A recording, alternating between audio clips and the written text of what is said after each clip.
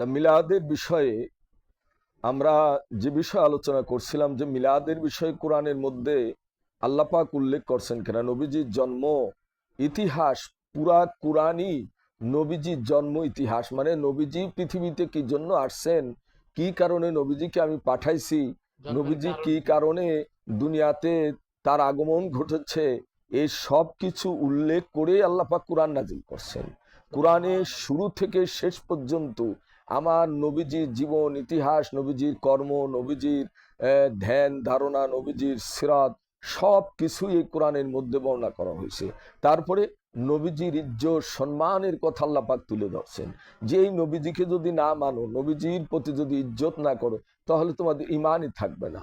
কি থাকবে না? ইমান থাকবে না। আজকে যারা বলে যে নবীজির মিলাদ মানি না, আসলে তারা অজ্ঞ আলেম। নবীজির মিলাদ না মানলে তুমি সিরাত মানো কি করে? কথা বুঝতে হবে না? কারণ নবীজির মিলাদি যদি না মানো, অর্থাৎ নবীজির জন্মই তুমি মানো না, তাই সিরাত মানো কি করে? অর্থাৎ মিলাদ তোমাকে অবশ্যই মানতে হবে। আল্লাহ পাক এই যে উল্লেখ করেছেন সূরা আলে ইমরানের ৮১ নম্বর আয়াতে আল্লাহ পাক উল্লেখ করে দিয়েছেন যে রুহের জগতেও সকল নবী রাসূলগণকে আল্লাহ পাক একত্রিত করে তাদের সামনে আমাদের নবীজির জীবন বৃত্তান্ত, নবীজির মর্যাদা, নবীজির শান আল্লাহ পাক তুলে ধরেছিলেন। সে কথা আবার কোরআনের মধ্যে আল্লাহ পাক উল্লেখ করে দিয়েছেন। জোরে বলি না সুবহানাল্লাহ। কত নম্বর আয়াতে?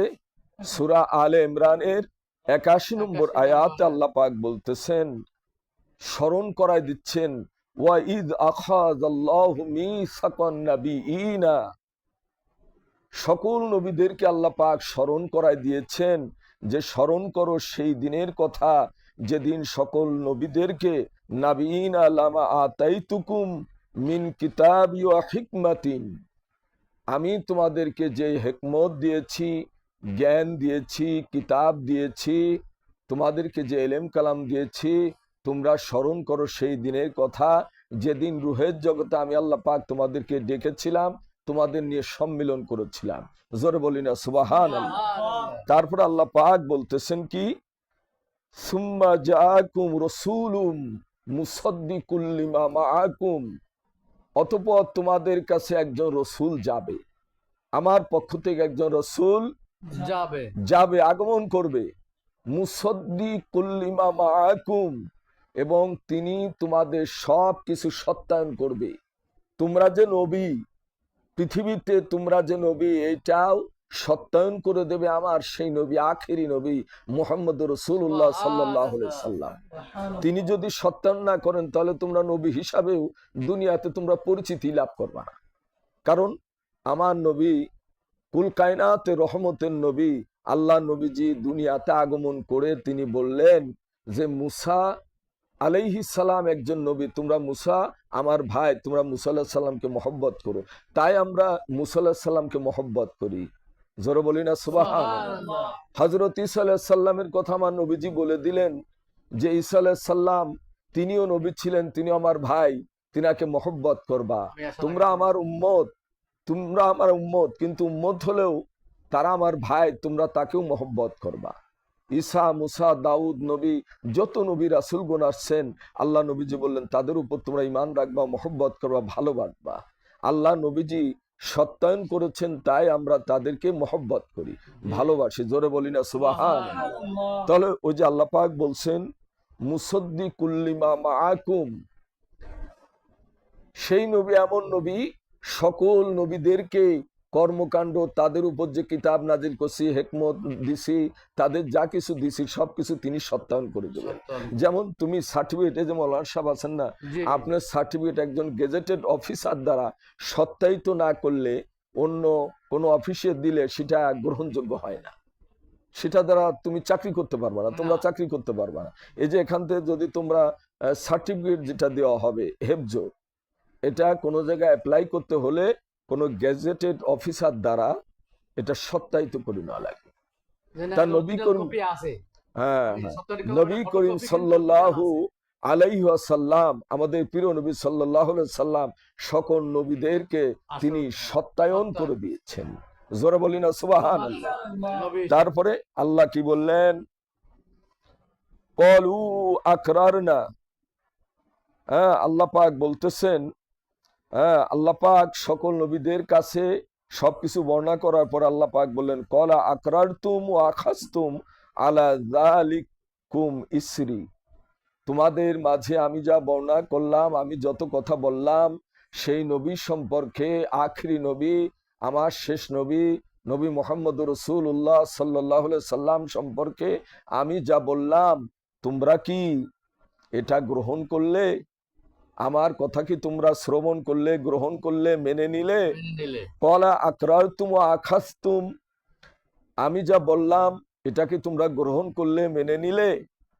তখন সকল নবীগণ রুহের জগতে তারা বলেছিলেন, সকল নবীগণই বলেছিলেন, এই যে এখানে উল্লেখ করা হচ্ছে কলু, এর ফাইল হচ্ছে সকল নবীগণ। এই কলু, কলু হলো বহু বচন, কলা এক বচন, কলা কি এক বচন, বহু বচন হলো কলু, মানে তারা সেই দিন বলেছিল, সেই নবী রাসূলগণ তারা ওয়াদা করেছিলেন, বলেছিলেন, ওয়াদা করেছিলেন আল্লাহ তাআলার সাথে। কথা বুঝছো? আকরার না, হে আল্লাহ আপনি যা বললেন আকরার না, আমরা সবকিছু মেনে নিলাম, আমরা সবকিছু কি করলাম, আপনি যা বললেন সব আমরা মেনে নিয়েছি। ক্বালা ফাশহাদু, আল্লাহ বলতেছেন ক্বালা ফাশহাদু, তাহলে তোমরা সাক্ষী থাকো। ক্বালা ফাশহাদু ওয়া আনা মাআকুম মিনাশ শাহিদিন, তাহলে আমিও তোমাদের সাথে সাক্ষী থাকলাম যে আমার নবীজি যদি তোমাদের জামানায় যায়, কারো জামানায়, তাহলে তোমরা নবী হওয়ার পরেও তার প্রতি কি আনবা, লা তুমিনুন্না বিহি ওয়ালা তানসুরুন্নাহু।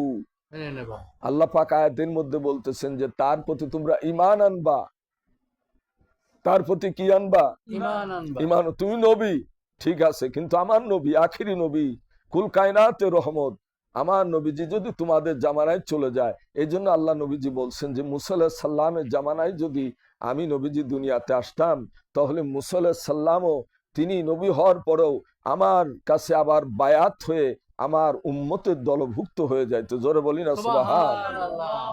তাহলে আমার নবীজির মিলাদ খুঁজে পায় না, আমার নবীজির জন্ম বৃত্তান্ত তারা খুঁজে পায় না। যারা বলে যে মিলাদ না জায়েজ, বেদাত বেদাত, আসলে লেখাপড়া তো করতে হবে, লেখাপড়া করতে হবে, জানতে হবে। আবার অনেকে জানে, জেনেও তারা এটা গোপন করে রাখে। আল্লাহর আয়াতকে গোপন করা এটাও কুফরি, এটাও কি একটা ভালো কথা, সত্য কথা জেনে শুনে যারা গোপন করে রাখে এটাও কুফরি। তা আমার নবীজির মিলাদ, পুরা কোরআনের মধ্যে আমার নবীজির মিলাদ বর্ণনা করা হয়েছে। জোরে বলি না সুবহানাল্লাহ। কোরআনের মধ্যে অসংখ্য জায়গায় আমার নবীজির মিলাদ বর্ণনা করা হয়েছে। তা পর্যায়ক্রমে ইনশাল্লাহ এক এক করে আয়াত ইনশাল্লাহ তোমাদের মাঝে তুলে ধরবো, হাদিস তুলে ধরবো, বর্ণনা। তোমরা হেফজ শেষ করে চলে যাবে, কিন্তু কিছু জিনিস তোমাদের শিখে যাইতে হবে, জেনে যাইতে হবে, কোরআনের অর্থ জানতে হবে, শানে নজুল জানতে হবে, আয়াতের, তারপরে প্রত্যেকটা সূরা শানে নজুল তোমাদের জানতে হবে, অর্থ জানতে হবে। আল্লাহ পাক যেন আমাদের বুঝার মতো তৌফিক দেন। সকলেই বলি আমিন, সকলেই বলি আমিন।